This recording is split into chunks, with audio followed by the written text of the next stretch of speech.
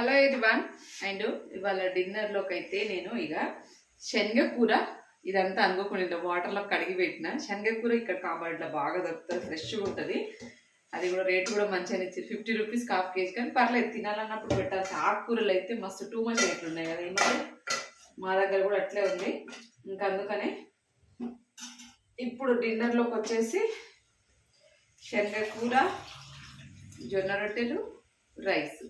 ఇది నా ప్రిపరేషన్, నా ప్లానింగ్. ఇప్పుడైతే ఇది తెంపడానికి 2 రోజులు పట్టింది నాకు. ఒక్కొక్క ఆకు తెంపాలి. ఇది చాలా సన్నం పని ఉంటుంది ఇది తెంపడం, ఆకు తెంపడం. సర్లే, తినాలనుకున్నప్పుడు ఎంత కష్టమైనా తెంపక తప్పితే కష్టపడి తినాల్సిందే, తెంపాల్సిందే, తినాల్సిందే. ఇంకా అందుకనే ఇది మార్నింగ్ టైంలో చేయొచ్చు, కానీ మార్నింగ్ ధీరజ్కి స్కూల్ హడావిడి. ఇదేమో స్లో ఫ్లేమ్లో మెల్లగా ఉడకాలి. హడావిడిగా ఉడకబెడితే అసలు టేస్ట్ రాదు. అది లో ఫ్లేమ్లో పెట్టేసి ఉడకబెట్టుకొని తినాలి.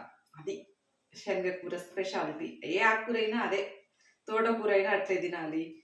అన్నంతే, మొత్తానికి అంతే. ఇదంతా వాటరే. ఇదంతా గిన్నె చూసి మొత్తం అదే అనుకునేరు. ఈ వీడియో చూసినాక మా అక్క అనుకుంటుంది, అబ్బో శనగకూర తింటుంది, కొంచెం నాకు కూడా పంపించాలి ఒక్కసారి అని అంటుంది మా అక్క. నాకు బాగా ఇష్టం, మా అక్కకి బాగా ఇష్టం, ఎప్పుడు అట్లనే ఉంటుంది.